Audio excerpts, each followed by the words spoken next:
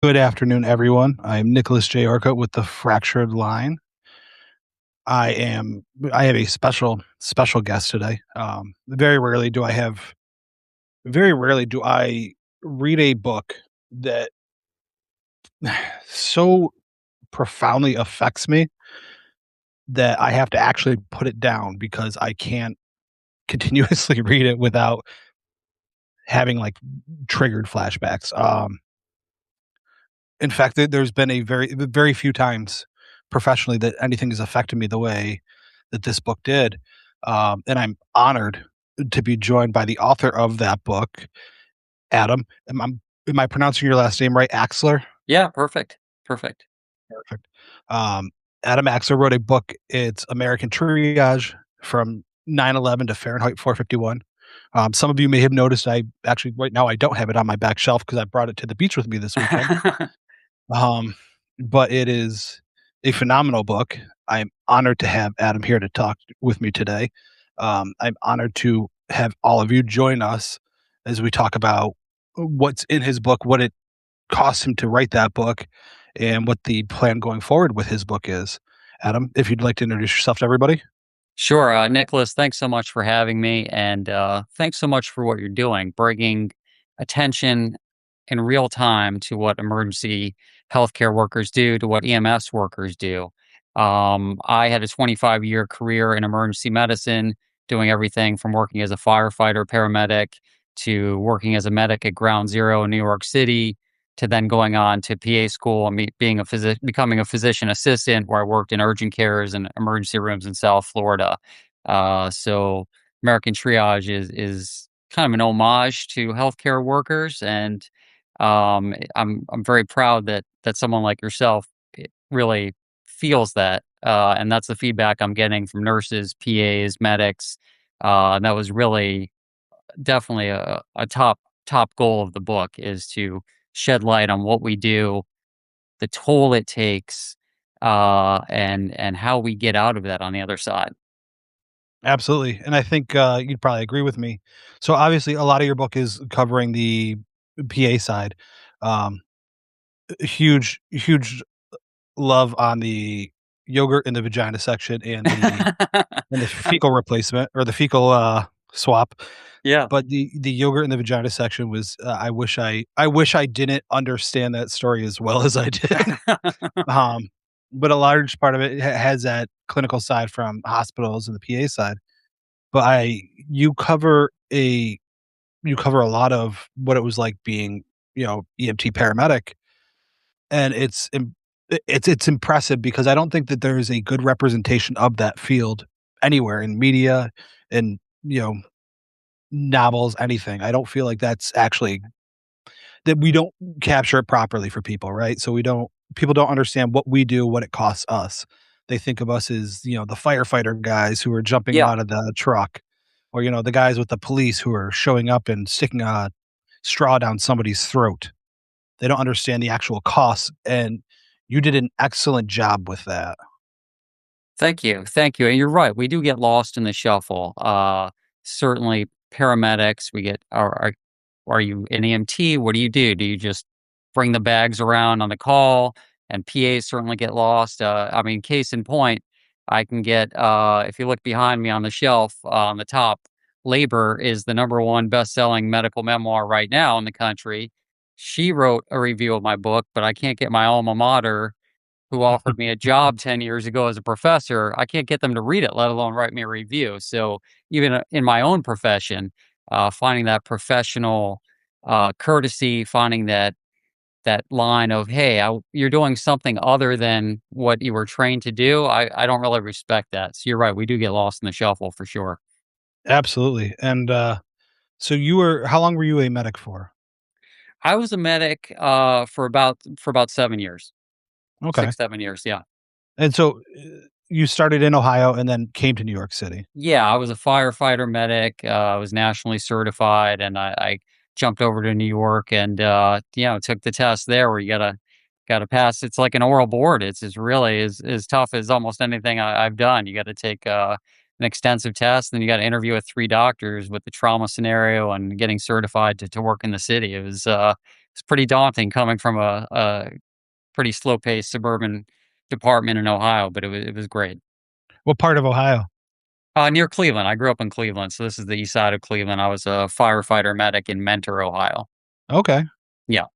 So that had to be a culture shock for sure. It sure was. It sure was, and I took my fair share of beatings when I got there, deservedly so. As you saw, I got a even when I started, there's a chapter called Cleveland FNG, right? So, Mhm. yeah. Did you finally get a favorite raise? Did I finally what? Did you ever get a favorite raise? Favorite raise? Pizza? Oh, yes, yes. We raise every kind. Raise original. What Uh, was your favorite? oh, to be honest, my favorite pizza in the city was garlic Bob's. That was the best. Ah, eh, eh. It's an Ohio thing, I guess. I guess so. I guess so. So, now what I don't think people realize is what years were you an active medic from? From '98 to 2004. So, a lot of people, I think, will see that and they'll gloss over the fact that you were in New York City on 9/11. Yeah. Yeah, Um, which is why I wanted that to be kind of the backbone of the book. That I worked 9/11, one of the few people who have that experience working and surviving that day. It's just my regular shift with my regular partner, supposed to be my 16-hour double, and it was all off to a rough start. Our radio, EMS radio, wasn't working from the start, so something bad was going to happen that day. well, and yeah, I mean, now I can say I was alive during 9/11. I was in high school. I was not working 9/11 as EMS, Yeah, but situations like that, your book actually it signifies perfectly exactly how we are, right? So we find an excuse to go to the emergency. Um, we will make it a point that we get there because we go, shit's hitting the fan. And yeah, yeah, and it was interesting, my family members and friends like, "Well, you're working on the Upper East Side, you're not gonna be at 9/11, right? You must be okay." No, of course, you just go. yeah, yeah, you just You don't think about it. yeah, and it just when hell comes to knocking, you know you have to walk through it, right? Yeah, and that's another important thing I wanted people to see about the book, that what we go through, the kinda trauma we go through, it didn't dissuade me from wanting to be in emergency medicine. It actually pushed me harder that I needed to know more to go to PA school to be able to handle any emergency. And the resulting disappointment that came along with that decision. But it certainly, even working 9/11, said, hey, I'm not doing enough. I would say you probably just said the worst, truest part of our field, and that is the shittier the call, the more we are involved and the more Yeah. we invest. You know, we don't have that. It's almost like a mental illness at that point where where now that I've dealt with something terrible, I need more. Yeah. Yeah. And I can handle more. And Yeah. more is asked of you when you're that capable. Somebody's asking. Somebody was asking, did the department offer you therapy for grief? I can say on my side, I know we are given critical stress management debriefings, which are us sitting in a circle talking about why we're sitting in a circle. Yeah. Yeah. It was nobody. And I talk about this, I think, in the second or third piece of the timeline. Mhm. We were called back to Lenox Hill around 4 o'clock in the afternoon for what was ostensibly a stress debriefing, but the managers had no idea what to do, and just even being called back, it stressed us out more because we felt like you're pulling us away from ground zero. What are you doing? We all want to be down there, but it was Well, I it would was say good. even not on the 9/11 side, just as a medic, Yeah. when you go to those calls that are terrible, the last thing you wanna do is sit down with your thoughts. Yeah, Yeah. and I think you talk about this very eloquently. All this stuff is piled on you, but you're never expected to talk about it. You're not ever expected to be sick. You're never expected to be emotionally unwell from these things. You're just supposed to carry it and kind of absorb it. And when other people, it's hard to explain even to other people what you're going through. So it makes it even tougher.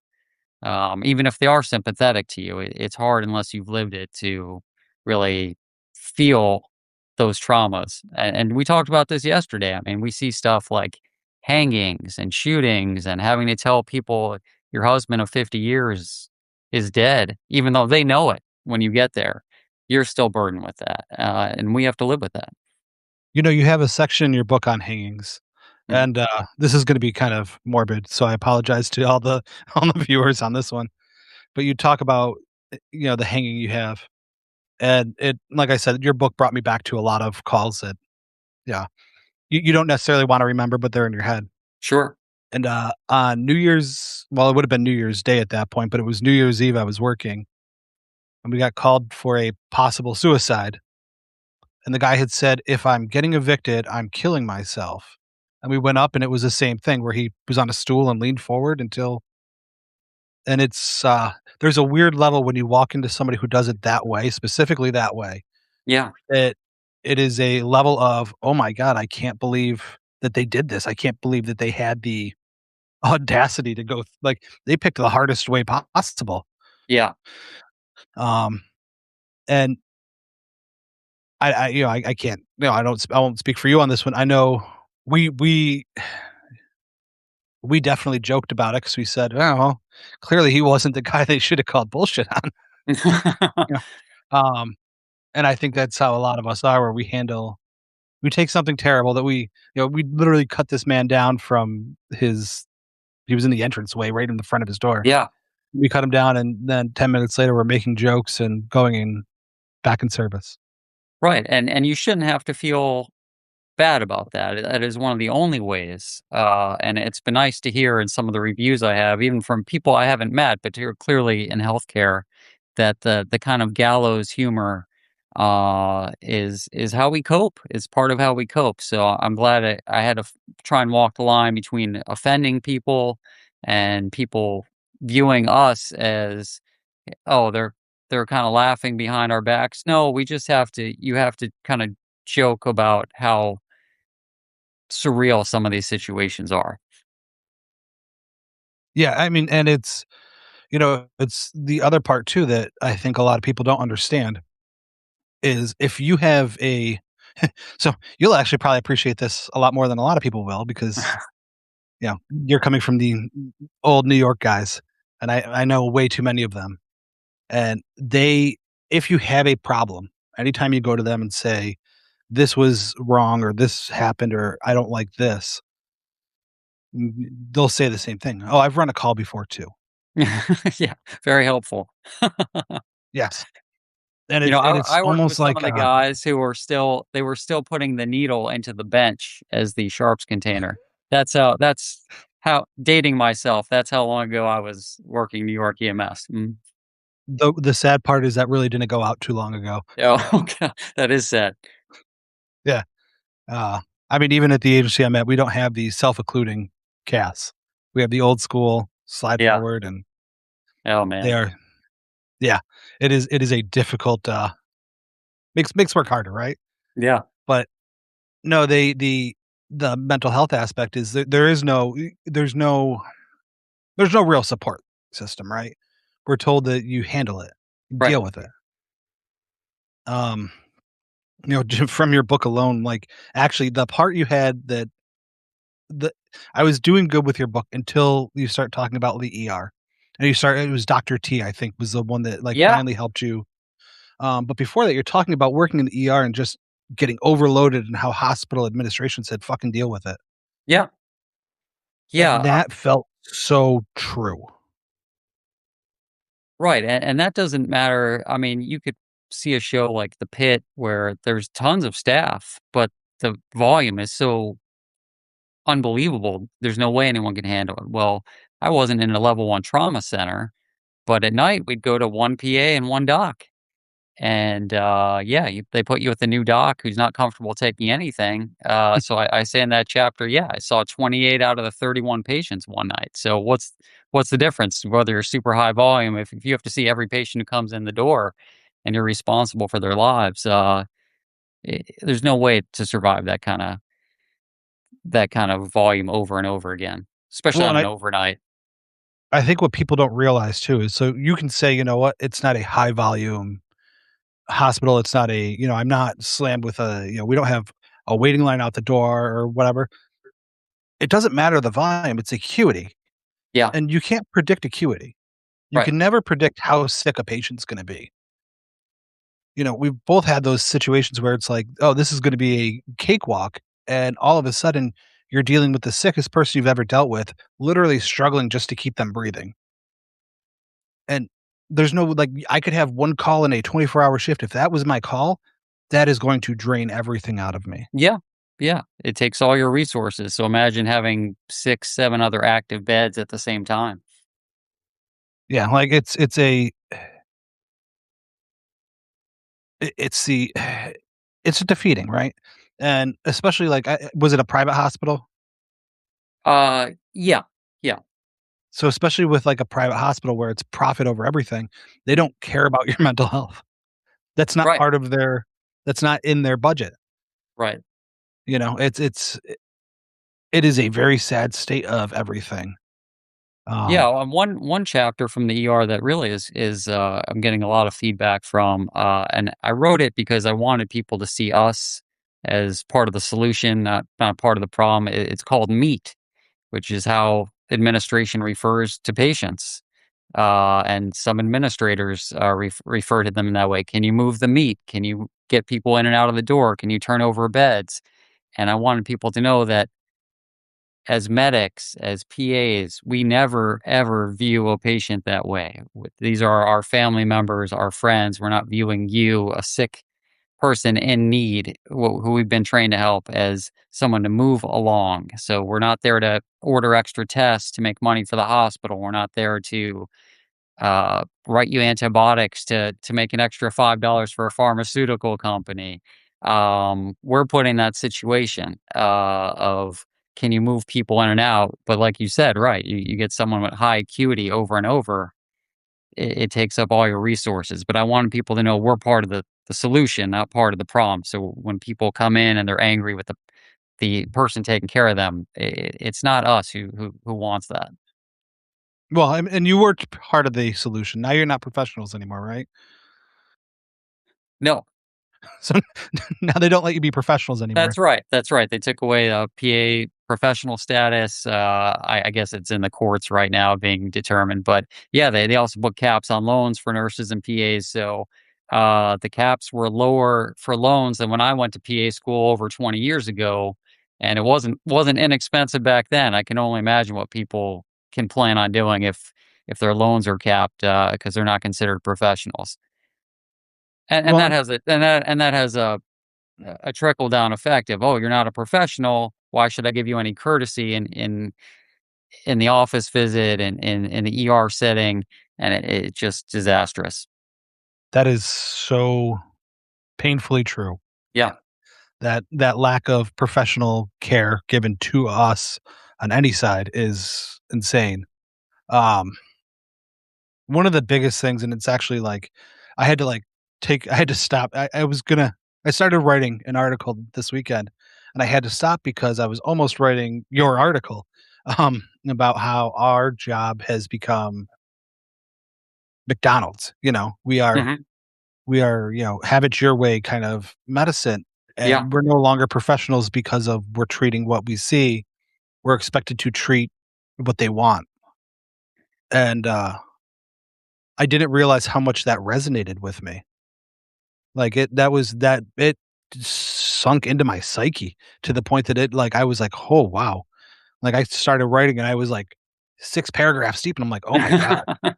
I'm like, this clearly, like, hit something deep." Um, Yeah, and that correlates well too with the lack of respect and the point that we could even get to the point where you would try and declassify people with 3 degrees as non-professionals. If you're only there to service, you're not there to provide your medical expertise, and we've seen this. My time in medicine correlated very well with that shift from evidence-based scientific methodology to corporate for-profit consumerism, which is why all get lumped together as providers and caretakers, not as professionals, not as physician assistants. It really allows patients to view us in a way that's less professional. yeah, and it's dangerous, and, I mean, I'm sure I'm sure you've experienced your own levels of provider, assaults happening where we have people that you'll say, no, this isn't what I'm going to do. And they'll verbally, physically, mentally, and emotionally assault you. It's it, it's a epidemic that's happening. Nurses actually, the violence against nurses has gone up. I think in the past 2 years, it went up like 50%. Oh, it's insane, how the danger, of working in healthcare right now. I really feel for you guys. It's gotten worse over time, and people have really taken liberties with, what they can say, and right, yeah, direct violence against nurses. It's insane. Yeah, the violence against nurses, I've witnessed it firsthand. I am fortunate enough that I don't work for a hospital, Yeah, so I'll be at a hospital, and I physically grabbed patients they've had in the hospital and pulled them out of the hospital because they're assaulting staff, yeah, and staff is not allowed to defend themselves. yeah, I could say at least on an ambulance, the general rule is if you are being assaulted, you can stop the assaulter with equal or greater than force to end the assault. yeah. That typically means you're going to the hospital with a dented oxygen tank. Not that that's ever happened in my ambulance because Right, of course not. I care, respect, and love. Right. But it is a sad state that we have a culture that thinks it's okay to assault healthcare workers because they're not getting their way. Yeah. Yeah. People are giving their lives to do a job very few people can do, take on the stress very few people would ever want. And the reward is, yeah, getting punched in the face or being called a word you would never otherwise hear. So now I'm going to circle back to the 9/11 side. Yeah. Afterwards, have you since, I know there's a lot of survivor groups and everything. Do you still stay in touch with a lot of them? No, I've been fortunate. I mean, I am part of the World Trade Center Health Registry, and a member of the museum and memorial, and they've been great. And the surveys have, the World Trade Center Health Registry is an incredible organization. They've helped a lot of people, with their emotional, uh, tolls, with their physical tolls. The money has been battered around, unfortunately, many times, but it seems to be in place now to help families and survivors, which is fantastic. And fortunately, I haven't needed that. I am in touch still with some of my old, Lenox Hill partners, and the museum helped me get back in touch with a few people. Um, but fortunately, I've been able to avoid most of the damage, emotionally and physically from that day. Yeah, I mean, it sounds like you have a good support system around you, which that doesn't exist in our field often. No, no, I'm very fortunate, fortunate on so many levels. My wife was on a plane to Pittsburgh that day, and I talk about that in the timeline. So I didn't even know she was alive until early afternoon, after I heard a plane crash near Pittsburgh.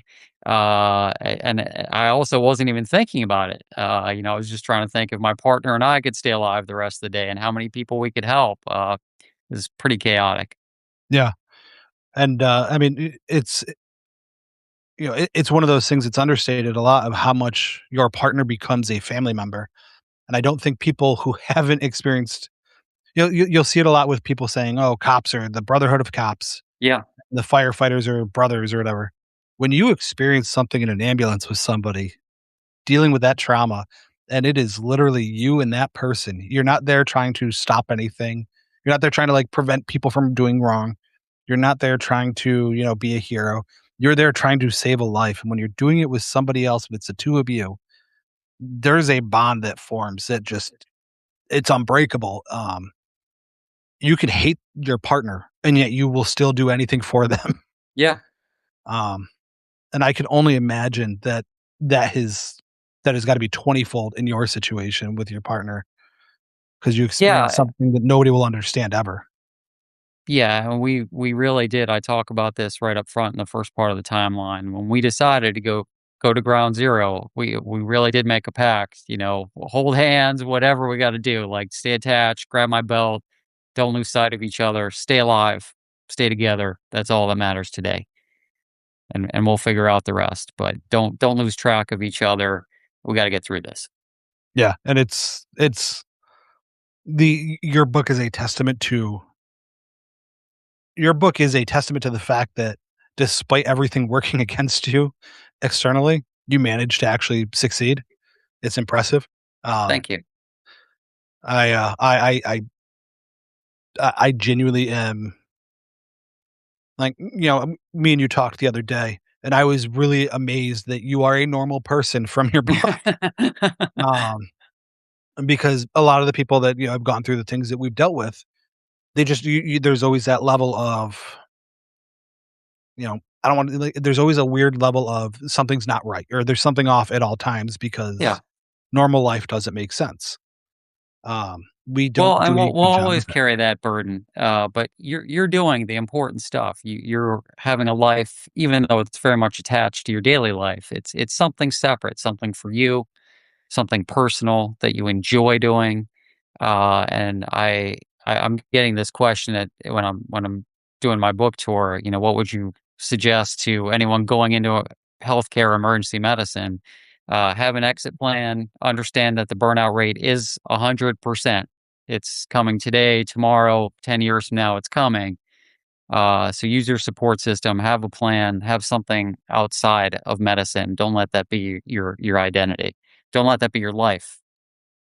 Well, and so actually, you talking about the burnout rate is really your chapters. I'll have at the start of the chapter, it has the burnout rate and the meter Yeah. 0 to 10. I think my favorite one is just we is a burnout rate. That was the Um, Times Square one, yeah. yeah, I've lived there a couple times. Um, at what The point? So, what was your way? Were you able to tell that you were getting burnt out? Sure, sure, I fought it for a long time. I was hovering in that kinda 6, 7 range for a while, and then kind of in denial that it was closer to 9, 10. But yeah, I in the chapter that bears my subtitle, even my wife kinda, said to me, I expect you to come home every day you come home and tell me that you quit." So I was living with that. I really had to separate myself from my wife and kids when I got home. I needed 10 minutes, then 20 minutes, then leave me alone for an hour. I need to just absorb this and digest it and not make it part of our family life. But I need alone time to do that. So yeah, I knew it was coming for sure. Yeah, it's hard too, especially when I could say from my experience with burnout, and I think most of us teeter on a higher edge than we like to admit. Yeah, Um, I would say most of us probably hover around that 6 to 7 point almost continuously. Um, it's a difficult level when you have to admit to yourself that you're at that burnout point, right? It feels like you're defeated or it feels like you failed. that's right. Because you've put your whole professional life into it, and the more you care, the more it burns you, and the faster it burns you. But what's been nice to hear the feedback on that, people across every industry in some sense feel that way. They have their own level of burnout. So I'm getting feedback from non-healthcare professionals. Hey, I feel that way about education. I feel that way about the arts. I feel that way about, uh, you know, whatever their profession is. This really struck me. You're 10 years in, your burnout level is 6. You're 12 years in, your burnout level is 8. I feel that way about my job. And I'm really glad you're putting it out there so people are allowed to feel this way. This job is killing me, and Ab that's not okay. Absolutely, and I actually like that you switch between it's not a gradual growth or you don't you show it in a way that you start here, then you'll be at a 9, then you go Yeah, back to where you're at a 2, and I think that's important because, I know you're jumping a timeline there, but at the same time, it goes like that sometimes. That's how it happens. It never goes from I'm okay to I'm not okay without it's usually like that. And I almost kinda liked the way you paced it that way. It thank worked you. it felt more realistic, you know? Um, in a clean world, it would be, "Alright, I'm here, and then this happened, so now I'm here," and, but that's not how it works. It just hits you. Yeah, yeah, and I wanted people to know, like, I did start at 0. This is what I wanted to do, being being a firefighter, being a paramedic in New York City was the coolest job I could ever hope to have, and something I'll be proud to share with my children and grandchildren for the rest of my life. My burnout meter was 0 out of 10. Working at ground zero is the honor of a lifetime. Yeah. And we talked about this the other day too. You can never unplug from that. It is truly an honor and a burden that you have this skill set that very few people have, where you can take the worst news, someone feeling the worst way possible, and try and comfort them and be in a position to have the knowledge to help them. But it's also a burden. So did you start going fire or did you start going EMS? I started going fire, and like most suburban departments in the area in Cleveland, you had to go EMS at the same time. That was the bulk of the business, right? So you start with EMT school and then go to paramedic school, and that's the bulk of the job, really. So $1,000,000 question, do you have a "I fight what you fear" tattoo? I do not. See, that one's one that I know me and you will understand that everybody else will go, "I don't get it." Yeah, That is the classic firefighter tattoo, the "I fight what you fear." yeah, That or the American flag with the Halligan in it. Nothing tells that's me right. that, you yeah, nothing tells me you don't know what you're doing on a scene with that tattoo showing. Um, But but it's no, been I nice, the book has allowed me to reconnect. He was a then senior man on my, shift, and now he retired as a battalion shift, but a guy I hadn't talked to in almost 30 years. I sent him a copy of the book, and he reached out to me right away and said, "This is incredible. Great to hear from you." These bonds, like you said, they do last forever.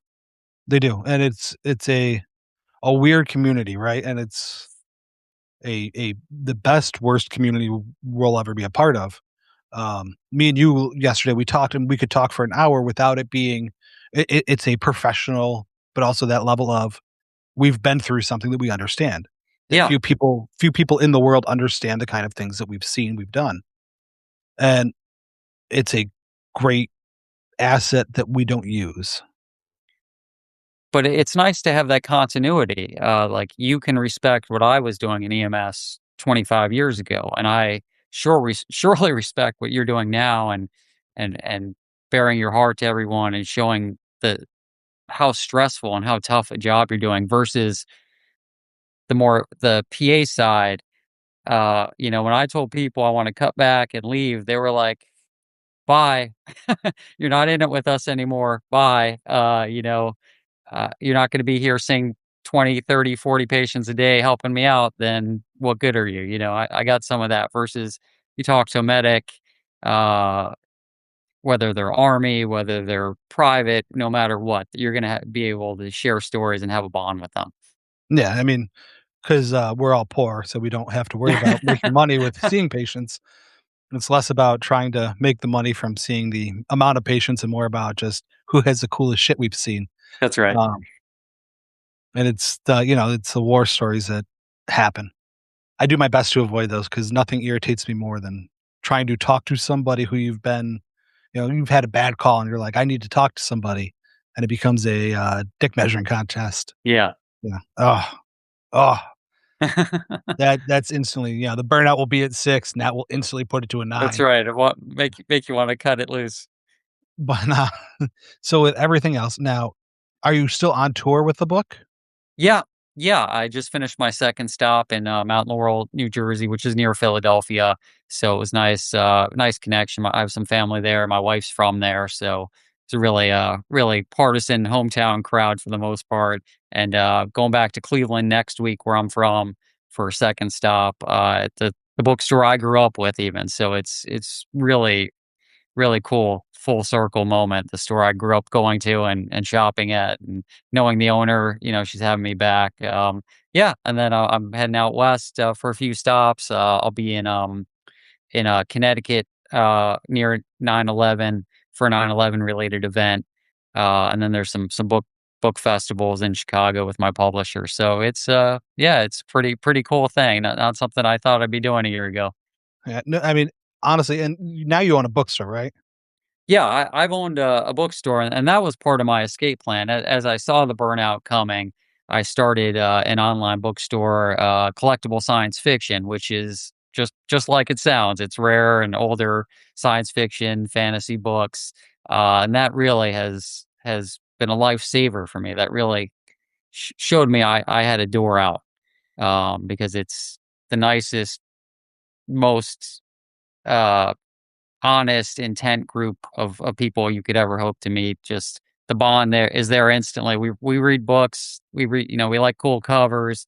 Uh, it's such a pleasant change from the harsh patient interaction that you start off in a confrontational space.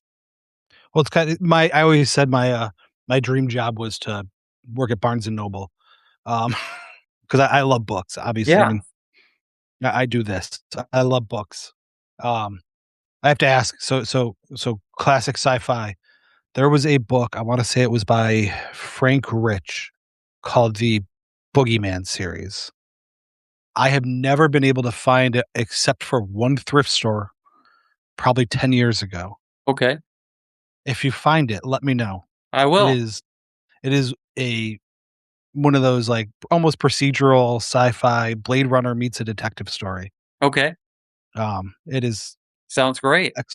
excellent book, but I've only ever seen it one time at a thrift store, Oh, and I well, that bought it that is right away. part of my job. I do let people send me requests, and I'm happy to find and, search for, their rarities, because everyone's got their favorites. So, yeah, I'll definitely be on the lookout for you. What are some of your favorite reads?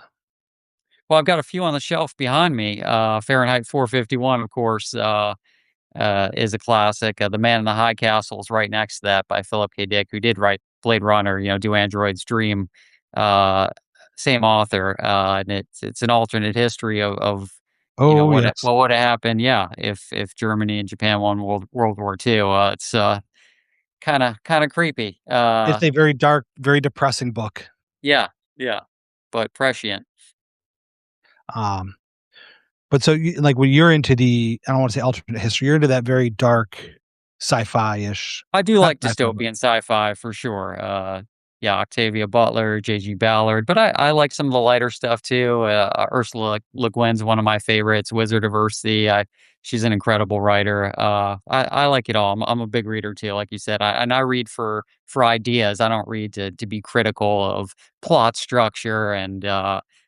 some of these sci-fi. Oh, you're not Hemingway. That's great. I don't need you to be Hemingway. I need you to have the right spaceship. Well, that was, and, you dealt with an editor, I've dealt with an editor. That was one of the biggest frustrations I had with my editor is, Mhm. I would write something and say, "Well, it's gotta be like this." I'm like, "Well, you're taking my words away. You're changing my meaning." Yeah. They're like, "Well, people don't understand this." It's like, "I don't care." Right. You know? I'm not writing a college essay here. I'm writing for me. That's what makes I want people on the journey I want them on when I write, right? Yeah. Um, you do like it's the same with your book. Like you pace things a certain way because you're like, this is how I want people to feel. This is where I want them to be. Um, But it's one of the things. you can see the sci-fi influence in the book. Short chapters, Oh yeah, funny or at least eye-grabbing titles. yeah. Yeah, that's a sci-fi influence for sure. Well, and it's got that. I'm trying to like. It's almost that I want to say like Doctor Who ish Yeah, deadpan end at the end where it's just like yeah. wah, wah. Yeah, couple ended like that for sure.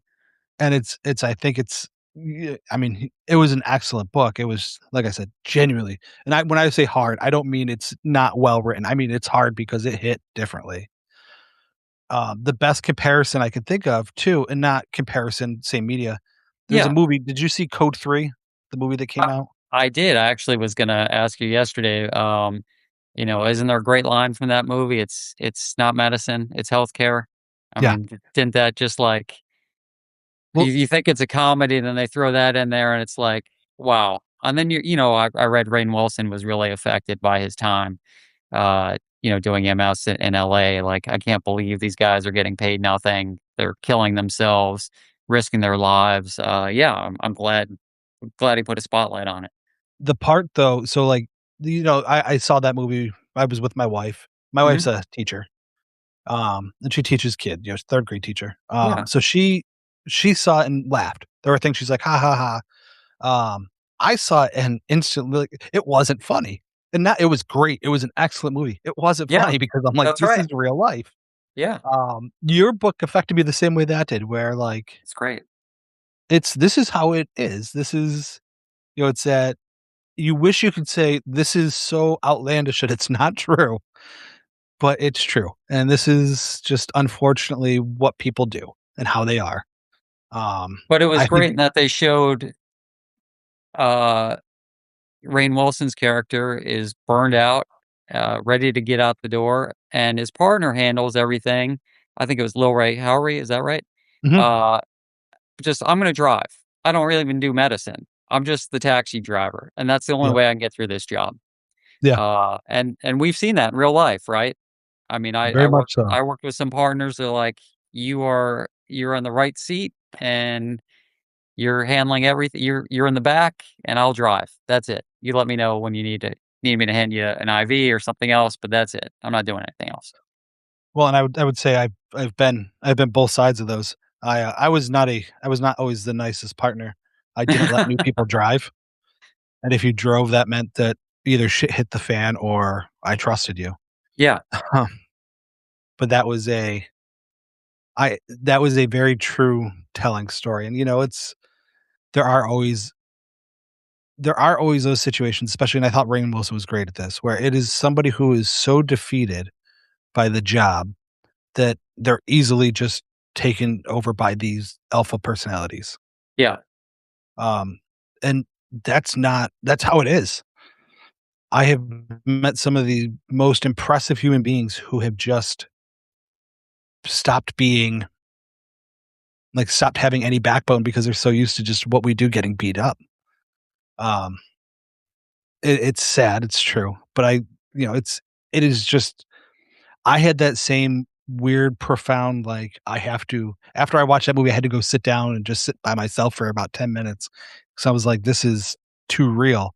And I did the same with yours, like, I was on the beach reading your book, and I'm on the beach, beautiful day, and, my kids are playing, my mom's there, her boyfriend, my sister's yeah, there with her kids, and I just, I had to just close the book, I'm like, oh, this hurt." And it's not even anything negative. It was just I was like, "Oh god, he understands it." yeah, Ah, yeah. Well, that means the world to me. I mean, this book doesn't really matter if I can't at least draw some attention to the trauma that we've been through and what is asked of us, and for you still going through it on a daily basis, on a weekly basis, as you're in a tough place to do it, means the world to me. I appreciate that, Nicholas. so are you going to do any more? Are you gonna write more with this? Are you was this a one and done? Well, I mean, I'm pretty honored as it is that someone thought my life was interesting enough to write a memoir about. So, for now, probably that's it for the nonfiction. Maybe some fiction going forward, or connected to my store. Maybe just being an editor of some science fiction going forward. But I'll certainly enjoy this ride as long as I can. Listen, I with your plethora of knowledge of fiction writing, you could probably take so many different things that you've experienced and seen and turn it into some really good fiction. Yeah. Yeah, You well, could I mean, I try to write some of the chapters. I'll almost read like fiction, right? Whether it's the Times Square or the hanging chapter, unfortunately. Yeah, I mean, it's narrative nonfiction, but it almost reads like fiction. So hopefully, I have that in me. well, with like I said, with your writing, I genuinely hope you continue writing. Um, Thank you. I think you would be doing a disservice to a lot of people if this was it for you, if this was your swan song. I also have, from the aspect of a writer, I get it if you're like, "No, I did it." Like, "I'm not doing it again. I don't wanna do this again." Yeah, it's a grind to get a book finished. Well, finishing it's one grind, then trying to get it done is Yeah, yeah. that's a nightmare. Get to get into Uh, other people's hands is tough. did you end up doing your own cover? Like, who'd you get to do the cover and everything? No, I'm very fortunate. The cover is actually a pretty famous piece of art. It's my aunt, who's a well-known artist, was kind enough to lend me one of her old drawings. So that is not something you would normally find on a any new book, let alone an independent cover where you kind of have to find and source your own artwork. This was truly a gift. My aunt is an incredible artist, so I was honored to put on my cover. There is one other question that I have to ask you, and it Yeah, was when you sent me your book, I'm reading the back cover and everything, and I turn to the front, and you have a quote at the quote at the on the top is from Paul Giamatti. yeah. How the hell did that happen? I am getting this question a lot. Paul Giamatti, aside from being an awesome dude, is a regular guy, and he's a huge reader. And for the sci-fi nerds of the world, we all know him as a sci-fi fantasy occult nerd. He had a whole podcast about occult weird stuff.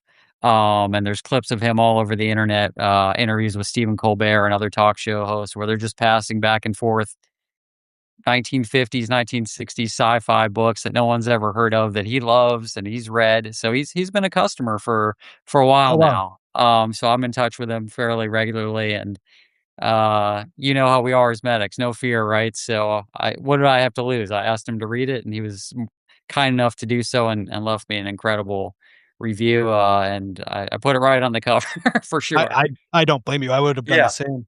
I yeah. just know I'm, like, looking and I'm like, Paul Giamatti. I know a couple people are like, "Did you make that up, or that's really Paul Giamatti?" I was like, "Yeah, I was very fortunate, and very fortunate that Dr. Afsari put the blurb on the back. Couldn't have lucked out any better with how the book hit with both of them." I would say if there's probably somebody that I would actually, like, make a blurb up from, it would be him because I'd be like, "Yeah, fight me." Pretty sure I Right, could take him. right. I mean, it's pretty cool that someone who's as universally loved as him enjoyed the book and had great things to say about it. So you're going to be in I'll Cincinnati be or you're gonna be in Jersey? I'll be back in Cleveland next week. Next So you're Saturday. gonna be in Cleveland. Where's your the signing event It'll gonna be be held? it'll be at Max Back's Books, in Cleveland Heights, Coventry area of Cleveland. People from Cleveland will know where that is for sure, or anyone who's been in the town. Yeah, pretty very famous bookstore in Cleveland that's been around, really part of the community forever. And then I'll be out to the Boulder bookstore early August, for reading and signing, and then out to Encinitas Books near San Diego, right after that. And I'm gonna assume from the way you are that you're absolutely unapproachable, and if anybody comes up asking you to sign their book, you're gonna tell them no. That's right. Get lost, not interested. No, no, I'm thrilled. It is almost surreal to be sitting at a table and people want my autograph and want to talk medicine and you know their histories with me. It's humbling more than flattering. It's incredible. And, So I know it's important to remind everybody you're not a dentist, um, that is true. 'cause he had told me a story about somebody coming and yelling at you about their dental bill, right? Yeah, yeah, first question I got, first at my first reading, first question, "Why did I get the $600 dental bill?" I don't know. I can't help you with that. Your vet bill, your dental bill, out of my purview. Yeah, but I did wanna thank you for coming on. I highly, highly, highly recommend people reading your book. I put it a couple times in the chat here. Um, is there anything that you want people to know in particular? Oh, I mean, if you wanna find out more about me or the book, adamaxler.com, you can buy the book directly, or you can get more background, about American Triage, and, I'm always available if anyone wants to send me any questions, through adamaxler.com or through Flexible Science Fiction. I'm more than happy to answer and get back to you. So, it's been a privilege, Nicholas. Thanks so much. I'm glad we connected. It's so important what you're doing, connecting the past of emergency medicine, our history, especially on the 25th anniversary of 9/11, to have someone doing what you're doing to appreciate the book and to be able to talk about that and our history and the type of daily trauma we've been through. It's really important what you're doing, and I really respect it. Thanks so much. No, thank you very much. And again, I genuinely I want people to reach out, read your book. Um, I want people to reach out. You're actually just a very approachable, nice guy. Um, And I'm for back to being a nice guy, right? mm, I wasn't for a long time, and that was another reason I had to get out. I've always been an outgoing, approachable guy, and a lot of that was sucked out of me. So I'm happy through my bookstore, and the farther away I get from medicine, the more I feel like myself. well, you are literally an example of what can happen in a good way, and that is Thank you. wonderful to see in a situation where typically the outcome's not well. Yeah, Um, so thank you for being a good lived example to show people that it's possible to get out and to be better. thank you. Um, Thanks so much it for having me. It's been great. it was an honor having you. I look forward to at some point talking to you again. Yeah, of course, and I'll be on the lookout for your book for you. All right, I will absolutely send it. All right. Great, thank To you. everybody else, thank you for joining us today. I hope you all have a great afternoon. This has been Nicholas J Orcutt, and have a good night.